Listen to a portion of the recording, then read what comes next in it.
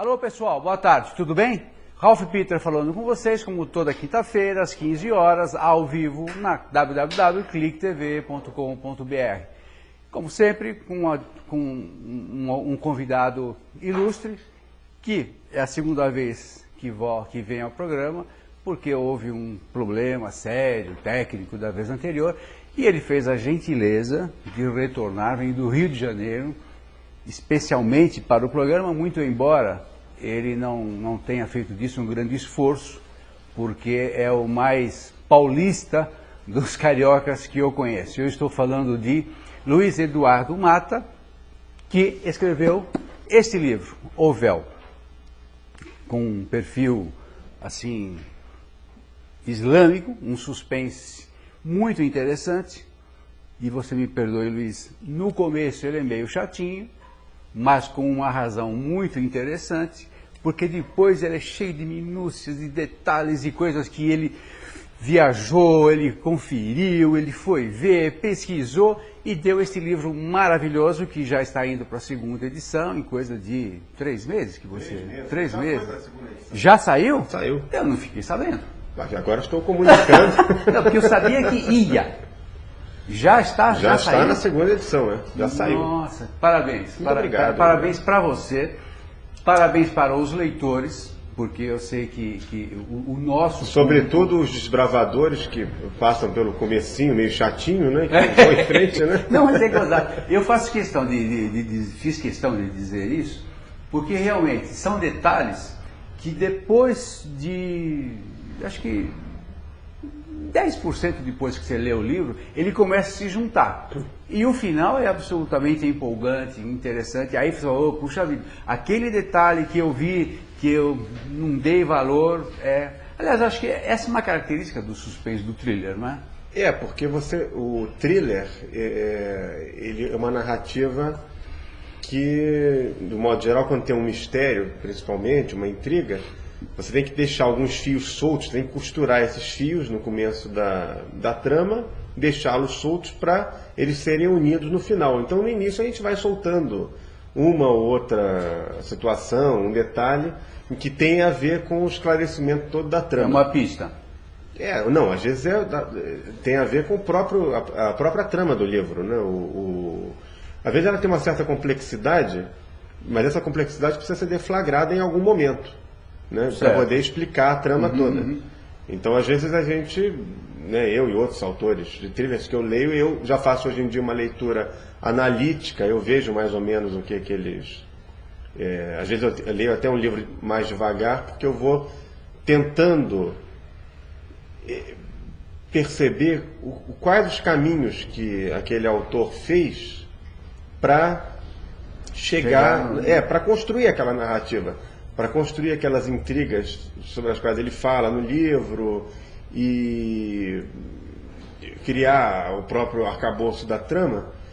Então, no começo, como às vezes o livro, um thriller, ele tem uma certa complexidade, né, na trama toda, você tem que, como autor, você tem que saber a hora exata de introduzir certas questões que vão permear a narrativa toda do livro. Você ainda se diverte lendo um suspense? Muito. Ou você tem excesso de técnica e você já observa os defeitos? Não, você lê, se você se lança no personagem, se joga e goza aquele personagem, ou você vai analisando tecnicamente o que aparece? Não, eu sempre analiso tecnicamente. Tá. Mas eu não procuro me divertir sempre. Em qualquer livro que eu leia, eu procuro tirar. Não, às vezes não é nem só uma diversão, às vezes é uma emoção, até um aprendizado de vida, uma coisa mais profunda, né? Digamos assim. Sim, sim. Mas eu gosto quer dizer, eu fiquei mais seletivo com thrillers hoje em dia. Não são todos que me pegam. Mas quando pegam, eu cancelo o compromisso. Eu estava lendo um livro, eu sempre falo isso, tem um livro que eu li ano passado, um thriller, não, ano passado não, tem mais tempo, até tem uns 3 anos, uma coisa assim, e que eu cancelei ao jantar, cancelei uma série de coisas que eu não conseguia largar o livro, passei a noite seguinte em claro, né? E só fui terminar às 11 horas da manhã no dia seguinte, porque eu não conseguia largar o livro. O teu livro eu li, não consegui ler assim de cabo a rabo, porque justamente tem que ter muita atenção. Para você que está me ouvindo e vendo, se você não gosta de livros densos e cheio de emaranhados, como ele chamou, não é o livro para você. Mas se você gosta de ler um livro onde puxa a tua cabeça e onde você consiga se transportar, por exemplo, ele fala de Genebra, fala de Teherã, e dá com riquezas e detalhes. E se você não tiver essa, como é que se pode dizer, essa inspiração, absorção, você não vai conseguir se transportar. Mas eu acho que a maioria das pessoas que leem um thriller consegue quem gosta lá, né? Imagino que sim, quem gosta de mistério e suspense tem todas as chances para gostar do livro. É claro que muita gente não vai gostar, como qualquer livro é assim. É normal, não acontece só comigo, né? Todos os escritores de todos os segmentos, todas as vertentes literárias encontram leitores que gostarão do livro e outros que não vão gostar. Olha, eu sinto que pelo livro e depois no contato que tivemos da vez anterior e agora, eu sinto que você tem um talento. Você quantos anos de idade tem? 35. 35. Você está no terceiro livro? Quarto? Sétimo livro. Eu vejo que, eu sinto, e não estou falando, eu sei que é muito desagradável falar isso na frente da pessoa, mas eu noto que você tem um talento diferenciado. Você tem sagacidade, justamente por aquele lance dos emaranhados. Você acha desagradável dizer isso? Pessoa? É porque normalmente as pessoas ficam, não. As pessoas ficam sem saber o que fazer. E você é uma pessoa muito simpática. Eu vi na noite de autógrafo do teu livro que você, pelas imagens que eu recebi, eu não fui na noite de autógrafo, eu recebi as falha imagens. Grave sua. Foi de passagem. Eu notei que você recebe as pessoas com muita simpatia. Muito, eu gosto muito das pessoas. Isso deu para sacar e eu acho que isso é legal. Acho, talvez tenha sido isso também a grande sacada, a feitura do livro, muito legal. Aliás, diga-se de passagem, a editora Primavera Editorial, que é capitaneada pela Lourdes Magalhães, uma mulher sensacional. Lourdes, meus parabéns, não só por esse livro, como todos os outros que você já editou. Queira Deus você edite muito mais. Sei que você está na Europa nesse momento e eu espero que você esteja fazendo uma boa viagem. Na Europa a trabalho. Mas ela sabe se virar bem.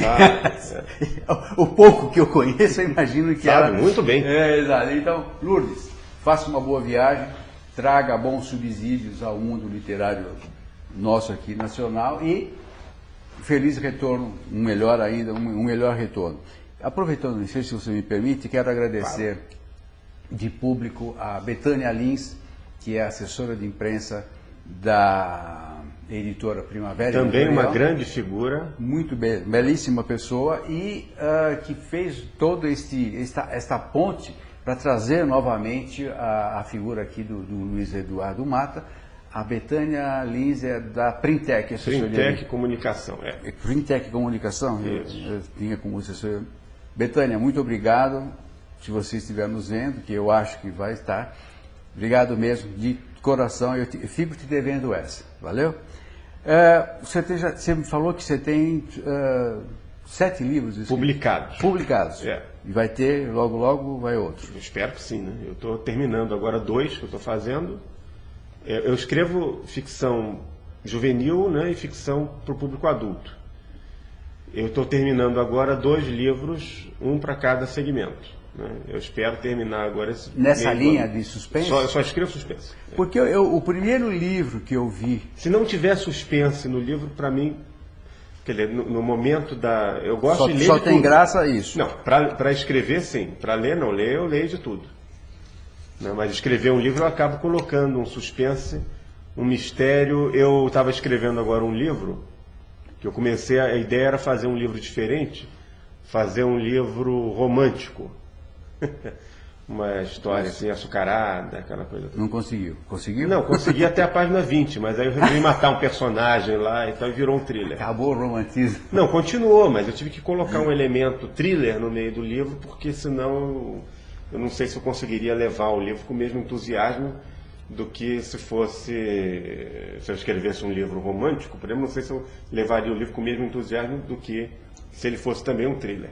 Entendo. Me diga uma coisa, eu sempre tenho curiosidade, e os espiquinautas também têm, de saber como que o autor, no teu caso particularmente, um autor de sucesso, nem todos conseguem chegar lá como você chegou, como foi a tua infância? Como você era um garoto? Você era um garoto escrevedor? Você escrevia, brincava? Ou seja, traça um pouquinho o teu perfil até onde você sou escritor. Não, minha infância foi uma infância aparentemente normal, né? Eu era uma criança que gostava muito de ir para o campo. Nossa família tem uma casa no interior do estado do Rio, uma chácara, eu ia passar as férias lá e ficava lá feliz da vida, eu fiz uma horta quando eu tinha 7 anos de idade, que eu plantei tudo que havia à venda em supermercado, em quitanda naquela época, eu quis plantar na horta, até morango eu plantei na horta lá e deu, muito bem, inclusive. Você vivia em região serrana, então? Não, é litoral. Porque morango só vai no frio, pô. Não, mas se o solo é bom, não, ela faz frio também, mas se o solo é bom, você planta qualquer coisa. É claro que tem certos cuidados que você precisa ter, né, para que a planta cresça e dê frutos, essa coisa toda. Então, naquela época, eu me tornei, com 7, 8 anos de idade, uma espécie de especialista em plantação em fazer horta. Hortaliças, né, e pomar também. Eu plantei laranjeiras, plantei uma série de coisas. Mas eu brincava também, eu tive um laboratório de química quando eu era pequeno, fazia umas experiências meio perigosas lá. Eu inventei um inseticida que matava as formigas afogadas, né? Inseticida? À base de água? Não, ele matava, só conseguia matar as formigas afogadas. Quer dizer, não funcionava como inseticida. Você jogava inseticida e depois 15 litros de água. Aí morria a formiga. Só que o negócio fedia a beça, não podia matar todo mundo que estava à volta, intoxicado. Aí você matava formigas, formigões? Não, matava em geral, não dava para matar muitas, não, senão ia ficar um lamaçal, né, fedendo tudo, né? Era uma coisa assim. Mas enfim, não foi uma infância estranha, não. Foi uma infância com alguns lances peculiares, como toda infância, né, de todo mundo. E adolescência também. Por incrível que pareça, eu já fui adolescente, né? As pessoas olham para mim. Faz pouco tempo. No teu caso, faz pouco tempo. Eu comecei a escrever. Meu primeiro livro eu ainda era tecnicamente adolescente, tinha 17 anos. Eu publiquei em 93, com 18, Conexão Beirute-Teherã. Foi quando eu decidi ser escritor. Eu estava vendo uma entrevista do Jorge Amado no programa do Jô Soares, uma reprise de uma entrevista do Jorge Amado. Eu estava naquela idade em que você tem que decidir o que você vai fazer da vida. Meio indefinido, né? Eu não tinha a menor ideia do que eu ia fazer, nem me preocupava com isso. Não sei porquê. E engraçado, eu não era um menino irresponsável, assim, cabeça vazia, mas enfim, por alguma razão insondável, até aquele momento, nada tinha me passado pela cabeça, né? O que você vai fazer? Era um ano que prestava vestibular. Vai lá. E aí eu, vendo a entrevista do Jorge Amado, eu já tinha lido a maior parte dos livros dele e gostava dos livros dele, ele sabia construir um romance muito bem. E ele deu uma entrevista falando do ofício, contando os lances curiosos e também falando das leituras dele, as coisas que ele tinha lido. Os livros, literatura brasileira, universal, falou dos clássicos, falou de Dostoiévski, de Charles Dickens, etc. E eu vendo aquilo, eu senti uma identificação com o discurso dele e resolvi, eu vou fazer isso também, inclusive porque era um ofício que me permitia trabalhar de casa. E eu, naquela época, achava isso uma ideia muito simpática. Assim você podia continuar a cuidar da horta, né? Não, a horta já tinha ficado lá aos 8 anos.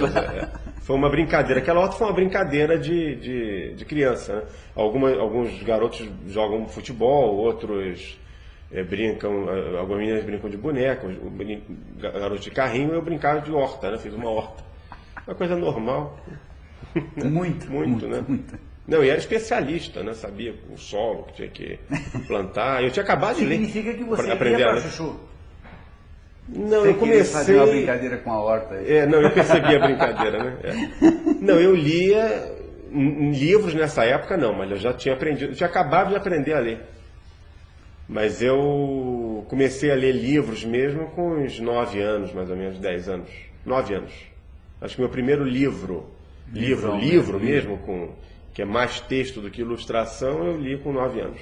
Foi um livro juvenil, um thriller policial juvenil, do Ganymede José, que chamava A Inspetora e o Fantasma Dançarino. Era uma série que tinha naquela época, publicada pela Lei de Ouro, que eram 4 garotos, 3 meninas e um menino, que investigavam crimes numa cidade no interior do estado de São Paulo. Mais ou menos, desculpe te interromper, mas mais ou menos igual o Rubi. Exatamente, o Rubi, que eram os meus livros juvenis, Como é que são chama? muito... Rubi? Rubi do Planalto Central. Rubi no Planalto? Do Planalto Central, Essa é uma série da editora Ática, chamada Os Caça-Mistérios. Foi quando eu te conheci literariamente. Você começou bem, então. Começou Não, muito legal, foi muito bom mesmo. Que muitos leitores meus começam pelos juvenis e depois é que vão para os adultos.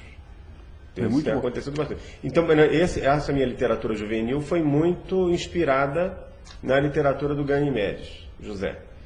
Não que eu faça uma cópia do que ele fazia, mas eu me inspirei naquele estilo dele de história, da turma de adolescentes, cada qual com uma personalidade diferente, e ao mesmo tempo muito amigos, mas também o comportamento normal do adolescente, que às vezes fica um implicando com o outro, assim, de uma forma sadia, né?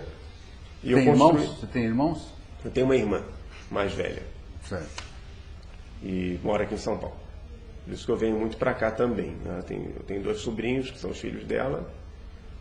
E eu até venho menos do que eu gostaria de estar mais com eles lá. Eu noto, você fala de São Paulo com muito carinho. Eu sempre gostei de São Paulo. Eu gosto de cidade grande. Eu gosto de cidade, né? E essa é uma grande cidade, não, felizmente. Imagine, né? Felizmente. Deixa eu te falar uma coisa. Falamos da Betânia. Está aqui, ela mandou um e-mail, mandou um abraço para você, para mim. Muito obrigado, Betânia. Obrigado. Ela não pôde vir hoje, né? Aquelas desculpas de mulher. Não, Betânia, estou brincando. Ela está com renite e tal. Infelizmente não pôde vir. Betânia, muito obrigado pela tua participação. A Carla Séries, mais uma vez, nossa amiga. Ela te pergunta o seguinte: gostaria de saber qual o suporte que ele considera ideal para a literatura popular brasileira atualmente, livro ou e-livro? Você acha que... os dois, né? O e-livro é um livro também. Eu como leitor, não tenho nenhuma simpatia pelo e-livro. Eu não gosto daquilo. Eu ainda não manuseei. Geringonça daquelas não me encanta muito, não. Eu gosto da página. A Lourdes Magalhães só viaja com o e-book. Mas para quem gosta, eu acho válido. Eu como leitor, ainda não Você sabe que eu vejo, e agora eu vou penetrar na tua seara. Você, na qualidade de autor, terá problemas sérios com os seus direitos autorais. Não sei, não. Não, com certeza. Escuta, se você já... Desculpe, Lourdes, me perdoe, eu sei que não é o teu caso. Mas se você já tem dificuldade, estou falando no geral, tá? No atacado. Se você já tem dificuldade para receber os direitos autorais de um livro impresso e quando recebe, não tem certeza se está recebendo corretamente, você imagina no virtual. Quem é que vai controlar um download? Me fala. Não, mas isso vai acontecer. Isso não, mas vai acontecer muito mais. Você Pode ser, mas eu não acredito que isso também tem uma questão de hábito muito enraizada Ao hábito você fala cultural. De não pagar? Do livro eletrônico. Não é isso. É porque, por exemplo, você está fazendo a comparação com a música, de fazer o download da música, que... Eu acho que é por aí. Eu acho que são coisas muito diferentes. Mas pode ser que aconteça. Ninguém sabe, na verdade, o que vai acontecer. Né? Mas eu acredito que não. Muita gente vai baixar de graça. Isso faz parte.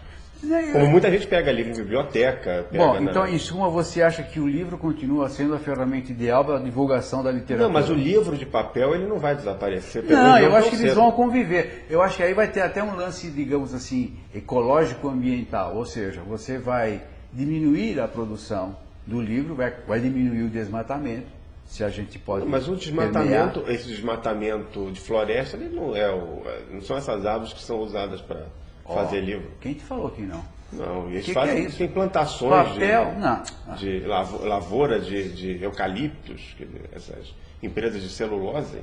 Agora, tem uma outra coisa também. A empresa de celulose... Então vou fazer a empresa de celulose não faz papel para... Vou fazer vou dar uma de advogado do diabo também. E esses aparelhos de leitores eletrônicos, que são de plástico, que tem bateria, também tem um dano ecológico. Ninguém fala nisso. Tem. Você acha que um aparelho, por exemplo, como o Kindle, que toda hora eles fazem uma versão nova, os velhos vão para onde? Vão para sucata. Também é um problema ambiental. As baterias de... Eu acho que hoje você já está indo lá já para os lados da reciclagem. Eu vejo mas é mais difícil, mas o papel pode ser reciclado também. Pode. Não, mas o que eu acho é o seguinte, o livro de papel, ele não desaparece. Você já comprou um livro com papel reciclado? Já. Custa o dobro, pô. Mas aí é uma questão, dos custos editoriais. Da escala industrial, você vai dizer? Pode ser. Mas não é a questão do material, porque o preço do livro não é só o material que é usado para imprimir. Você tem que pagar as pessoas que estão envolvidas na publicação dele, que é o editor, as pessoas, a pessoa que faz a capa, o distribuidor, o livreiro. Vai longe isso. O autor também. Né? Coitado. Né? Não, tanto que você está trocando já o iate, o teu iate é do ano passado para você, já está velho? Meu iate é de janeiro, né? Eu tive que trocar agora. Comprei uma canoa. Não é canoa, não. Vem canoa. Não, isso infelizmente... Pessoal, nós estamos aqui batendo um papo, vocês viram que isso aqui já deixou de ser entrevista faz tempo, com o Luiz Eduardo Mata, que é o autor deste livro aqui e é o recente lançamento, que em breve seguramente ele fará outro. 2 serão sorteados ao final. Então, continuem a mandar os e-mails que no final nós vamos sortear. O Jamil Zabot, vou ler mais alguns e-mails aqui. Jamil, muito obrigado pela tua aparição. E ele manda um abraço para você e para você. Aquelas mentiras todas que eles falam, que você é um cara legal. É verdade, eles não me conhecem ainda direito, né? O Silas Med manda, deixa eu ver, pela quantidade de páginas, você é bastante prolixo. Qual o número máximo de páginas quando escreve? Deve ser a preocupação ou simplesmente deve ser a preocupação, ou seja, escrever pouco, ou deixar os personagens dizer a que vieram? Abraços e parabéns. Pelo visto ele já leu o teu livro, ele sabe até o número de páginas. Que bacana. Silas Med, muito obrigado, ele é de Santos. Bacana. Não, ele está perguntando se a minha preocupação é se você tem preocupação com a quantidade, com o volume. Eu gosto. Não, um livro maior, você tem uma possibilidade de criar uma trama mais elaborada, mais complexa, se aprofundar um pouco mais nos personagens. Os meus romances adultos, eles ultimamente têm sido grandes. Eu escrevo, em geral, um livro desses, como o Véu, ele dá mais ou menos umas 260 páginas de Word, espaço 1, com letra Times 12. Uma coisa assim, mais ou menos. Né? Eu não estou conseguindo... O 12, eu sempre prefiro, tanto o Arial como o Time, eu prefiro que é uma letra boa, dos velhinhos lerem. Né? Mas em geral, eu tenho uma preocupação de fazer um livro maior do que 200 páginas digitadas, né, no computador. Com esse arcabouço aqui. Esse tem 260, ele ficou com 528 no final, né? 525. 523, 525. Ele deu umas 260 e poucas páginas. Laudas. Laudas assim não foram laudas, foram aquelas páginas de Word, né? Certo, tá. Bom, mas É que a lauda é uma medição, eu acho que é 1000 caracteres, 1200. A minha tem mais do que isso. Nunca consegui gravar esses dados aí. Nem eu, mas é o que dizem, né? Você pede às vezes uma tradução, uma coisa. Tanto que o revisor cobra por lauda. A lauda é essa virou uma unidade de medida. Pelo que eu entendi é isso. 1000 caracteres, 1200. Por aí. Tem um comentário interessante aqui do Jefferson Wagner de Carvalho. Jefferson, muito obrigado. Ele é de São Paulo. E ele diz o seguinte, que ele gostou muito do comentário que nós fizemos a respeito da tua simpatia com relação aos autógrafos que você dá e que você recebe muito bem as pessoas. Ele diz que aparentemente os autógrafos, tarde ou noite de autógrafo, é feito sem vontade, é feito por obrigação. E de fato há autores até que falam ali, eu detesto fazer isso. Eu acho muito legal isso. Pelo menos o cara é honesto. Tá. Eu acho que você até não falaria que gosta, pelo pouco que eu te conheço, duvido não, que você eu gosto mesmo. Falseasse desta maneira. Então ele já teve que fazer, ele te pergunta, você já teve que fazer algo obrigado porque a editora solicitou? Não, até agora não. Até agora não. Às vezes você tem que fazer. Imagino que de vez em quando você precise. O autor precisa de não sei, algum compromisso, alguma coisa que ele não queira fazer, que ele tem que fazer por obrigação para promover o livro, né? Comigo ainda não aconteceu, não. Eu faço sempre o contato que eu tenho com os leitores, com as pessoas, em escolas também, que eu vou muito a escolas, por conta dos juvenis, dou palestras, converso com os professores, com os alunos, com os coordenadores. Eu faço isso sempre com muito boa vontade, com muito prazer. Eu gosto muito do contato com as pessoas. Eu sou uma pessoa Você muito gosta simples. da convivência das pessoas? Eu sou uma pessoa, por exemplo, que eu ando no Rio. Eu ando de ônibus o tempo todo, eu tenho uma vida extremamente simples, eu não dirijo, não aprendi a dirigir, não tenho carteira de motorista, que no meu caso é uma bênção, porque... Por isso que eu sou uma pessoa tranquila, assim, que não... Sim. Né, converso, nunca estou morrendo de pressa, né, com algumas exceções. Mas eu me misturo muito com a população, de modo geral, eu gosto do convívio com as pessoas. Inclusive isso me serve de matéria-prima para compor os meus livros, porque o que acontece? Eu não faço uma literatura confessional, eu não escrevo sobre a minha vida, mesmo porque não daria, né? Porque a minha vida é absolutamente sem graça. E você também não tirando o episódio da horta e umas 3 coisas, não tem mais graça nenhuma. E você também não é uma pessoa que cuida do cotidiano, você não é um contista, né? Você é um autor de livros. Romancista. Né? Romancista. Mas aí eu faço... só para completar, as pessoas, a minha volta ao mundo em movimento. É o subsídio que você ganha. A minha maior fonte de inspiração é a realidade. Perfeito. Vou ter que encerrar este bloco, um breve intervalinho, depois a gente retorna. Pessoal, o véu, muito bonito, muito gostoso, denso, calibrado, Mas boa. De leitura simples e direta, sem complicação. Não, ele não é complicado. Ele é de grosso calibre, um livro muito legal. 1 minuto, 1 minuto e meio, nós retornamos novamente com o Luiz Eduardo Mata. Valeu, pessoal. Tchau, até já.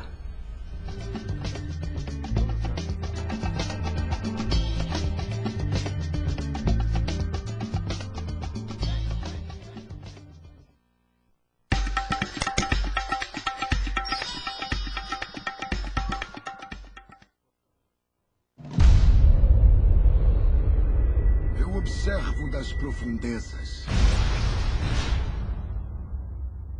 Está na hora dos mortais pagarem. Os deuses precisam de nós. Precisam de nossa adoração. De que nos servem os deuses? Não! Eu os criei. Eles retribuem meu amor com rebeldia. Não haverá trégua. Será o fim. É apenas o começo. Pérsio, eu o protejo há muito tempo. Sempre estive ao seu lado. Se ouço as orações dele, esse filho não tem amor por mim. A guerra não é sua. Alguém precisa enfrentá-los.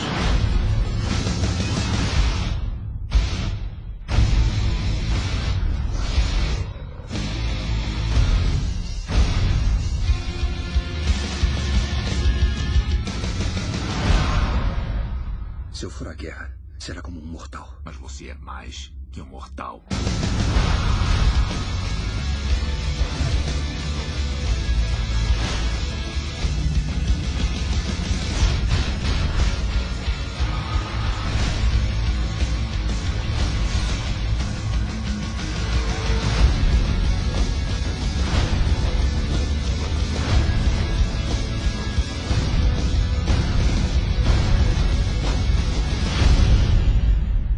Libertem o Kraken!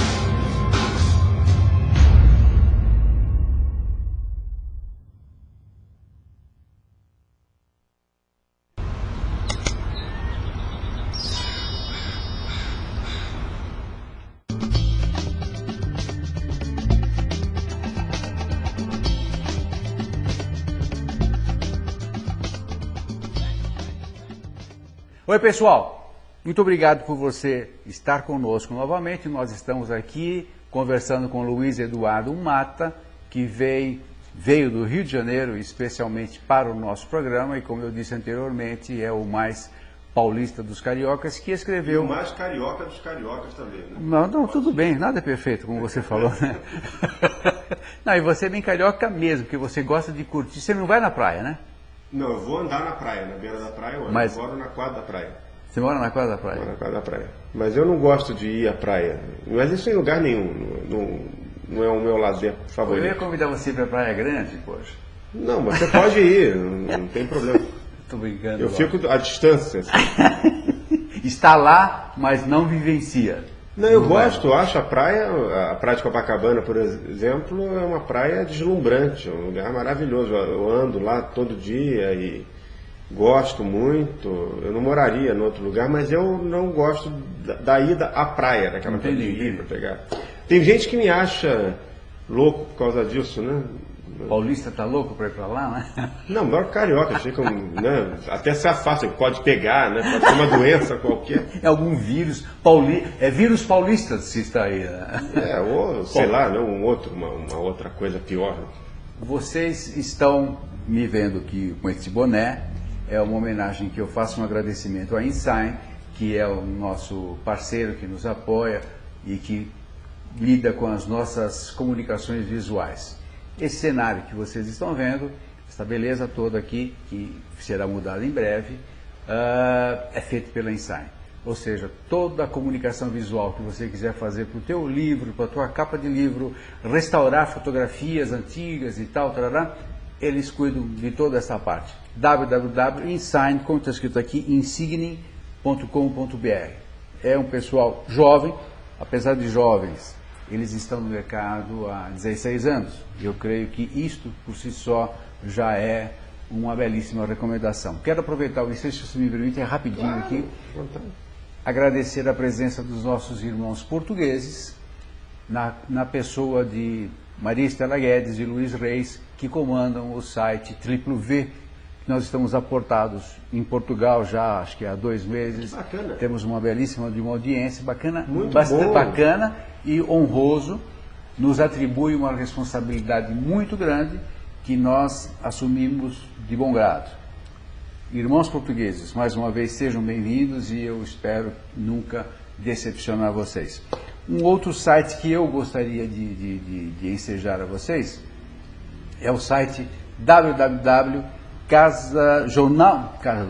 jornaldepoesia.jor.br. Este site é comandado pelo Floriano Martins, um jornalista de primeiríssima água, que também coloca o nosso programa à disposição dos seus leitores e é um bando de sectários muito interessante. Então, se você gosta de poesia, particularmente poesia, acesse esse site www.jornaldepoesia.jor.br. Nós tivemos, antes do início desse nosso programa, tivemos um programa que é Café com Amigos. Teve lá a presença de uma moça, Ariane, que é triatleta, aeromoça, deu dicas fantásticas. Eu aconselho vocês a assistirem no acervo, tanto quanto dá uma vista na nossa grade de programação. É Café dos Amigos, na realidade. O nosso capitão Marcelo Taile, que acaba de me corrigir, mas fiquei lá, né? Café de amigo, Café dos Amigos, amigos serve para isso mesmo, para errar e tudo bem. Dá uma olhadinha na grade de programação, uma programação muito boa, muito variada e que tem sempre a intenção de levar para vocês cultura, educação da melhor qualidade. Se você gostar de seriado, nós temos o almanaque de seriados com o Paulo Gustavo Pereira. E após o término deste programa, dentro de 1 hora, começa o MPB ao Cubo. Se você gostar de música popular brasileira, esse é o programa. Garanto que vocês vão gostar. Semana passada eles trouxeram Luiz Wagner, o cara deu um show, não sei quem virá, mas seguramente eles sempre trazem alguém de balanço, muito legal. Meu amigo, vamos lá, que agora é o último bloco e vamos embora. Quem ou o que te inspira? É uma pergunta que eu não sei quem foi que fez, mas foi feito por um speakinauta. Me perdoe o speakinauta que fez, eu não sei porque não saiu aqui. Quem ou o que te inspira? Você tem horários para escrever? Tenho. Eu me planejo para escrever todos os dias, quando eu estou no Rio, pelo menos umas 3 horas por dia, cada livro, ou 2, 3 páginas por dia. É uma disciplina que eu me imponho, porque eu não sou uma pessoa metódica, eu sou uma pessoa eu tenho uma tendência à indisciplina.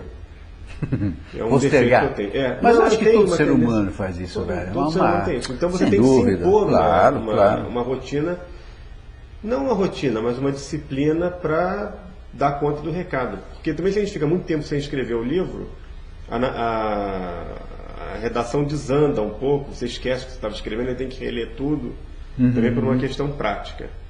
Agora, o que me inspira, foi o que eu falei antes, né? O que mais me inspira é a realidade. A realidade é a minha volta e notícias de jornal, coisas que eu leio,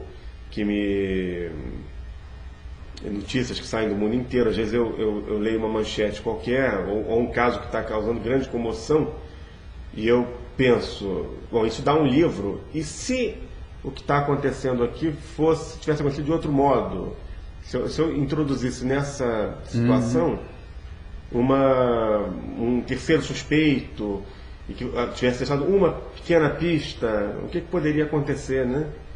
Essas coisas eu fico, às vezes, elucubrando em cima disso.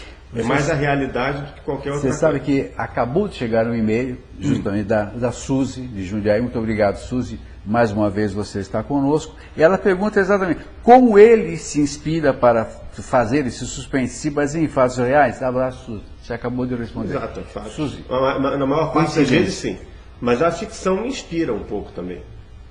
A minha personagem mais popular até hoje é a vilã do meu thriller anterior, 120 Horas. Ela é uma mulher inescrupulosa, uma megera, uma mulher fria. É uma armadora que contrabandeia armamentos nos seus navios. 120 horas. 120 horas. E Saiu em 2005. Esse livro se acha ainda? Se acha? É? Saiu pela editora Planeta.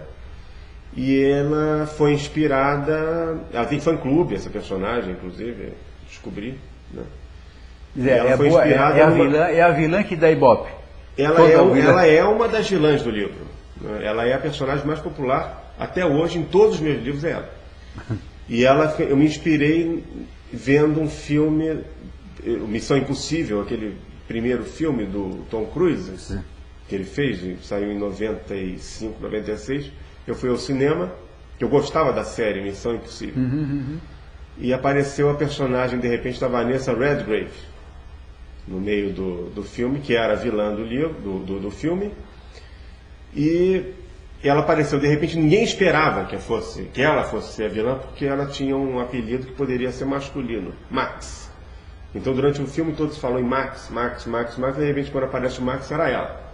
É uma senhora toda distinta. Surpresona, né? Uma surpresa. E aquilo me causou um impacto tão grande que eu saí do cinema e falei, eu queria criar uma personagem assim, mais ou menos, que também ninguém soubesse que era uma...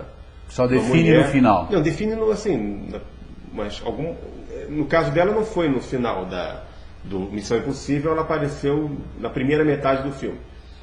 Então eu fiz a mesma coisa, diferente no 120 Horas. Eu criei também um impacto com uma personagem também, que fosse uma senhora distinta, elegante, a prova de suspeita, a prova de suspeita. Totalmente acima de qualquer suspeita, mas que, ao mesmo tempo, exercesse atividades totalmente desagradáveis e condenáveis. Né? Foi o que eu fiz e parece que funcionou, porque ela tem uma popularidade razoável. A propósito, você tem algum site ou um e-mail que você queira deixar no ar para os espequinautas que queiram manter um contato com você ou saber da sua vida literária? Tenho, olha, podem entrar. Eu tenho um site meu que é o www.lemata.com, sem o BR. Esse site tem o meu e-mail lá, quem quiser me escrever. Ele está ligeiramente desatualizado, está precisando de uma reconfiguração. Eu sou meio retardado em matéria de informática. Eu preciso de um tempo para poder editar aquilo novamente. Só para sacanear. Site. Modéstia sua. Você não é um pouco retardado. Não, bastante retardado. Né? Sacanagem. Mas é verdade. Em termos de tecnologia e outras coisas, eu sou bastante retardado. No sentido pior da Mas além disso tem o blog do Véu. O Véu tem um blog. Mas foi a Primavera Editorial que criou, porque se dependesse de mim... Vamos mudar, qual é o... o Véu, tudo junto, sem acento, .wordpress.com. Tem que HTTP? Tem HTTP, mas se você quiser digitar no navegador só ovel.wordpress.com já aparece o HTTP automático. Beleza, então aí só lá voltando. Tem sempre atualizações sobre o livro, os cenários da trama são mostrados. Eu não sabia disso, que legal. Tem alguns, a gente está fazendo isso aos poucos, né? Tudo que sai na mídia, a maior parte do que sai na mídia, a gente coloca lá, daqui a pouco teu programa vai aparecer lá também, que vai colocar, Luiz Eduardo foi no Ralph Peter, essa coisa. Beleza, puxa, vai ser uma honra. Agora tem um post lá bom que é sobre a casa de leilões do Véu, Casa Quintanilha, que é o cenário principal de uma das partes do livro. Então eu reconstituí, eu e a editora fizemos no blog uma reconstituição da casa, pegando trechos do livro e com fotografias do casarão que existe na vida real, só que abriga uma outra Qual coisa. foi que pegou fogo? Foi esse da Casa Quintanilha. Foi esse que você acabou de falar, né? Teve um atentado no telhado logo no começo do livro. Né? É esse, essa casa. Ela existe. Todos os cenários desse livro, do Véu, como dos outros também, eles existem. Por falar em existir... Isso é uma preocupação que eu tenho, que é de fazer com que o livro fique o mais próximo possível da realidade. Por falar em existir, você se identifica com algum dos personagens? Falando do Véu. Do Véu? Identificar como? Sei lá, se você... por exemplo, tem lá o rapaz que é o sobrinho da mulher lá, que ficou brigado com o pai e que resolveu ser pintor, que pintou o véu. O véu, o quadro. Um exemplo desse. De repente você se identifica mais com o marido da Quintanilha, ou o chefe, o gastrônomo lá e tal. O Bartô. Em termos de... Eu gosto muito de comer, né? E ele é um... Bem-vindo ao clube. E ele é um gourmet e gourmand. Eu sou mais gourmand do que gourmand. Sim, imagina. Nesse ponto me identifico com ele. Não, mas em geral eu não crio nenhuma identificação forte com nenhum personagem. Eu crio um distanciamento, eu procuro me retirar o máximo possível do livro. Nenhum personagem meu é alter ego. Certo. Você não protege nenhum? Nenhum, e pelo contrário, eles estão super expostos, né, a tudo. Certo. E eu procuro colocar o mínimo possível da minha vida. É claro que o livro, por mais que eu me distancie, ele é um trabalho autoral. Então tem no livro muita coisa minha, do meu ponto de vista, em relação à vida. Isso acaba saindo automaticamente. Né? Porque como a Raquel de Queiroz dizia, todo livro é autobiográfico. Porque você só tem a sua experiência para colocar nele. Não só a sua experiência de vida. Mas você desfaz desta máxima. Não é você isso. Não. Mas o que ela quis dizer foi o seguinte, que você, para toda a informação que está no livro, passou por você antes, de alguma forma. Ainda que você tenha visto aquilo naquele segundo. Mas eu não concordo com esse lance de que ele é autobiográfico. É autobiográfico dessa maneira. Mas os meus livros não são autobiográficos no sentido de que eu não falo da minha vida neles. Justo, é por isso que não é biográfico, pô. Por isso que eu discordo. Se você mas dizer, o que ela se você uma licença poética. Concordo, tudo bem. Com isso eu concordo. Com a licença poética eu concordo. Eu não concordo com a afirmação. Não, tudo bem. Não. Afirmação literal não dá para querer. Não dá. Tanto é que os meus não são. Eu nunca fui terrorista, nem assassino. Você tem certeza? Olha, até onde a minha memória Não, em sonhos todo mundo é um pouco. Sem dúvida. Eu já matei muita gente, você não faz ideia. Sobretudo quando você lê o noticiário político, aí você fica com... Vamos parar por aí, porque eu já estou com uns nomes aqui na boca, já está fervendo. Escuta, você, porque o véu, ele tem uma característica, a capa, o quadro, né, tem um viés islâmico, parece, é muçulmana e tal. Você nunca recebeu a admoestação da comunidade islâmica? Nunca houve assim, olha, seria bom que você tirasse isso ou aquilo, ou colocasse aquilo, ou uma explicação? Nunca... Não, até hoje não. E ainda porque eu respeito muito o islamismo. Eu conheço o islamismo, eu já estudei muito sobre o islamismo, tenho amigos muçulmanos, que eu sou de família libanesa por parte de pai, a família do meu pai é libanesa, só que cristã. O Líbano é meio a meio, a população metade cristã, metade muçulmana. Então eu sempre convivi muito com o islamismo, a ideia do islamismo é uma religião muito interessante, e nos meus livros, eu não falo em religião. E, bom, mesmo porque o Islã não tem nada a ver com terrorismo. Não, terrorismo é gente desequilibrada que usa o islamismo como poderia usar o cristianismo, o judaísmo, a Bíblia, o hinduísmo. Lógico. Isso é gente desequilibrada, alucinada. Não, a religião islâmica não prega essas coisas. Não, bem ao contrário. E eu respeito tanto o islamismo que eu não uso nomes que sejam diretamente associados à religião nos meus livros. Muhammad, eu não tenho nenhum personagem meu chamado Muhammad, porque é o nome do profeta. Então isso pode gerar interpretações. Aí você já partiria para uma ofensa mesmo. Não, alguém pode se ofender com isso. Eu não tenho essa intenção. Claro. Mas alguém pode se sentir ofendido. Então eu não uso, deliberadamente não uso. Bom, você acaba de dizer que tem uma pergunta aqui, qual é o critério para criar os nomes? Você acabou de dizer. Um deles é esse. Eu procuro criar nomes sonoros, pelo menos os protagonistas são nomes que as pessoas gravem na memória. Por exemplo, o nome da personagem do véu, Aracy Quintanilha. Esse nome já existe desde que eu comecei a escrever o livro. E um amigo meu implicou com esse nome, que achou que Aracy não era nome de leiloeira. Não sei. Enfim, implicou, não, esse nome está horrível, não sei o que. Isso foi, eu comecei a escrever esse livro em 99. Desculpa, você não perguntou para ele qual seria o nome não, dele? Não, eu não entro em detalhes, então estava decidido já, então não vou ficar... Você é perorando esse negócio aí. Mas aí, muitos anos depois, uns 5 anos depois, quando eu falei que tinha terminado o livro, porque esse livro foi escrito, eu comecei em 99, terminei em 2001, depois eu peguei novamente em 2005, se eu não me engano, e refiz ele todo, tirei várias partes, coloquei outras, reformulei a trama, depois fiz uma revisão, quer dizer, ele foi feito em etapas. Né? Então, muitos anos depois, quando eu falei para ele que tinha, agora terminei realmente o véu, ele vai ser publicado, aí ele perguntou, e a leiloeira continua sendo Aracy Quintanilha? Eu falei, continua. Por quê? Eu falei, você está me dando motivo agora. Você pode não gostar do nome, mas você não esqueceu. É verdade. Né? Ele manteve aquilo na memória. Virou e as pessoas, virou, não, é um nome sonoro. Isso eu aprendi, sabe com quem? Por incrível que pareça, com Jeanette Claire. Jeanette Claire criava uns nomes diferentes para os personagens dela, que as pessoas não esquecem. Ninguém esquece, por exemplo, Salomão Ayala. Quem matou o Salomão Ayala? O Odete Reutemann. Odete Reutemann foi o Gilberto Braga. Sim, mas está nessa linha. Ele aprendeu também, acho que com ela. Está nessa linha. Eu imagino que sim. Salomão Ayala. Salomão Ayala tinha aquela novela Coração Alado, que tinha uns nomes, Maria Faz Favor. Maria Faz Favor, que era apaixonada pelo Barão... Faz tudo. Von Strauss. Era um nome assim. Eram nomes que as pessoas que viram a novela não esquecem. Eram nomes que essa do Salomão Ayala eu havia esquecido.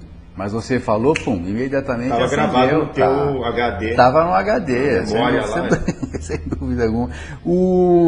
Tem uma moça aqui que me perguntou, ela é de Tocantins, a Eliana Santos. Obrigado, Eliana. Eu acho que ela pergunta, não há o teu livro em Tocantins? Ou ela não acha, sei lá. Como eu faço para adquirir? Usa o blog, usa o site? Porque como ele está na segunda edição, às vezes ele ou já esgotou e não foi reposto ainda, ou então o livreiro às vezes é incompetente e não pede, né, o livro. Então ela pode comprar pelas livrarias virtuais.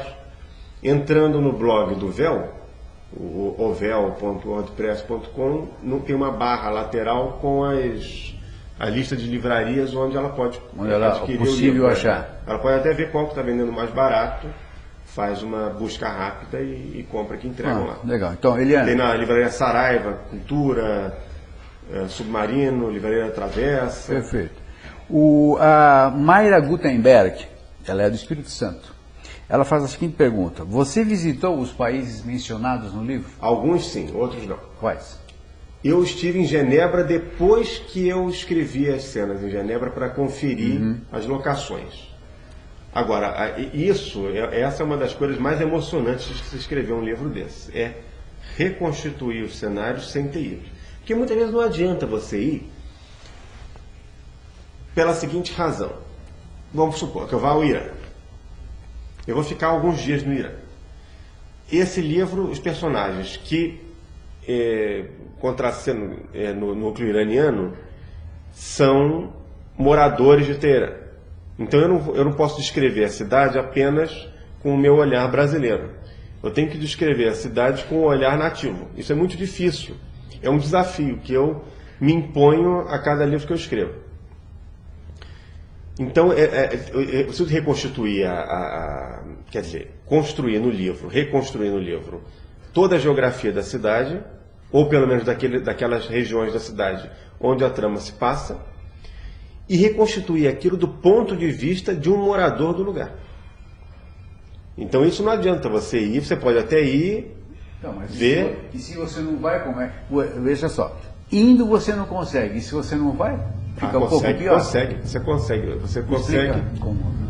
Agora fiquei intrigado. Uma pesquisa dedicada, aprofundada, e é uma pesquisa sobretudo com uma base que é comum a todas as minhas pesquisas, que é a seguinte, que pode se resumir numa frase.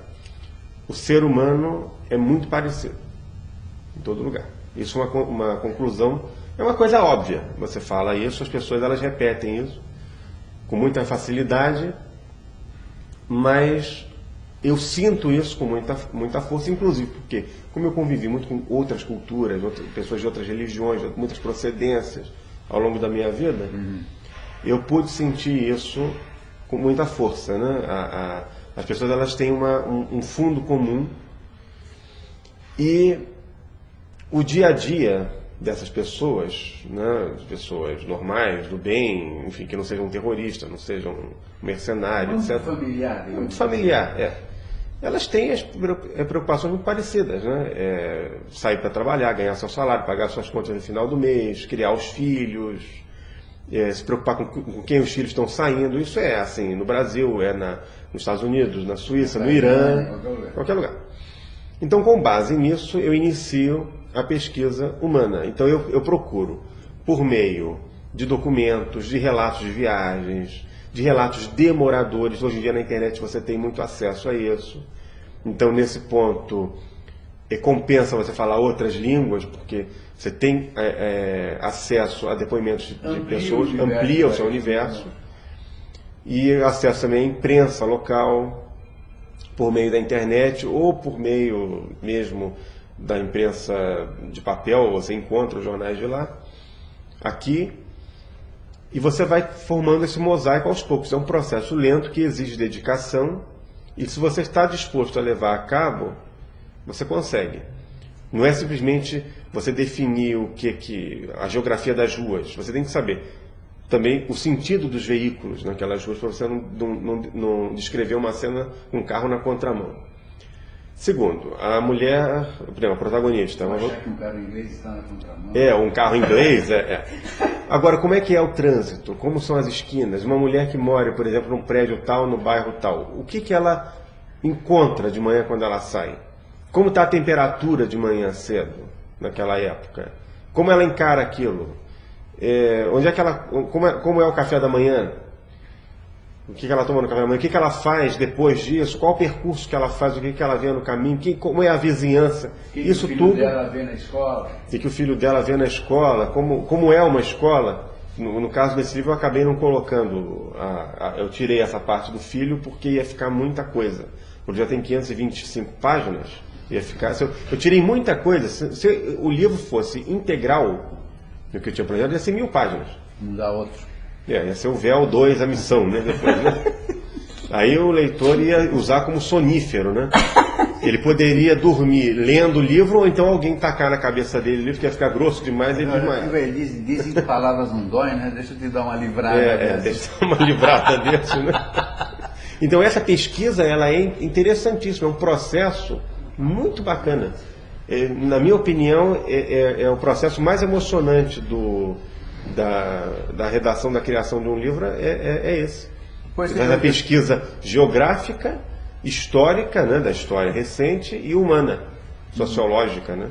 Eu vou te pedir pessoal, não manda mais e-mail agora, que nós já estamos encerrando, e eu vou fazer o sorteio já, porque senão acaba não dando tempo, eu esqueço. Aí eu falo para burro, e se deixarem aqui eu fico até amanhã de manhã. Não, você não fala para burro, você fala para os steaknautas, por favor. Não, eles não são burros, eu falo para chuchu, né, eu quero dizer, né? 2. Sorteio 2. 2, peraí, então eu não posso ver. Ao rufar dos tambores.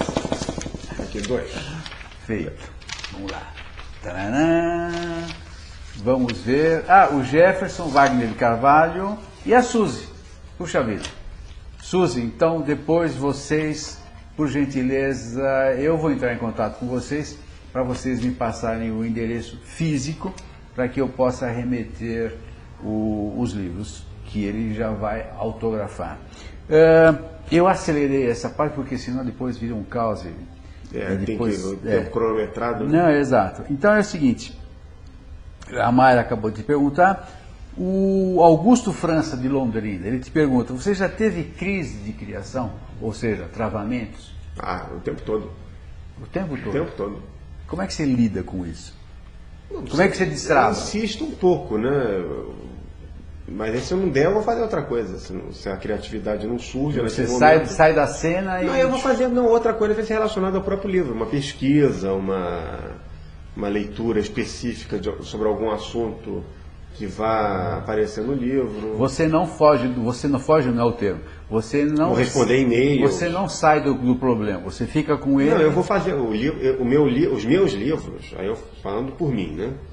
Eles têm várias frentes de atuação. Tem a criação da história, tem a redação, tem a pesquisa e eu também tenho, que eu considero também parte do meu trabalho, o contato por e-mail. Eu recebo muitos e-mails todos os dias.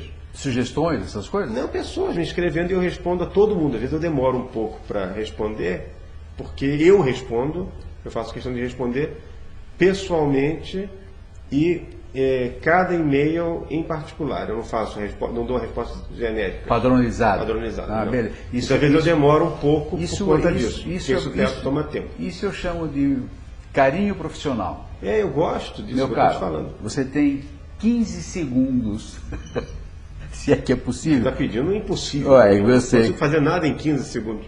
O Luiz Alberto Costa, de São Paulo, pergunta o seguinte: você revisa os seus textos ou confia na revisora? Não, eu reviso. Você revisa. Erros e tal? Você... Não, aquilo que a gente chama de revisão conceitual, que é a revisão da história antes da revisão ortográfica, né? Cortar cenas, colocar outras, reelaborar frases. Meu amigo, eu faço isso direto. Receba os nossos imensos e eternos agradecimentos, carinhosos agradecimentos, fraternos agradecimentos, mas você vai ter que se despedir imediatamente. Agora já estamos no final? Já. Bom, eu quero agradecer a presença de todo mundo aqui.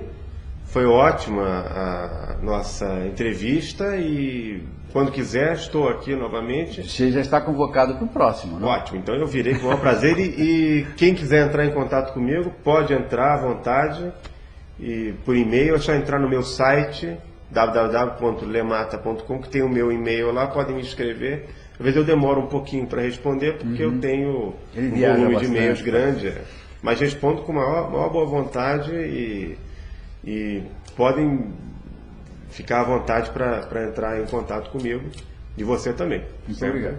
Foi um prazer estar aqui. O prazer e honra foi toda a honra nossa. também. Meus amigos, lembrando sempre que o Mata é com duplo T, M-A-T-T-A. Muito obrigado pela presença de vocês, eu espero que vocês tenham gostado.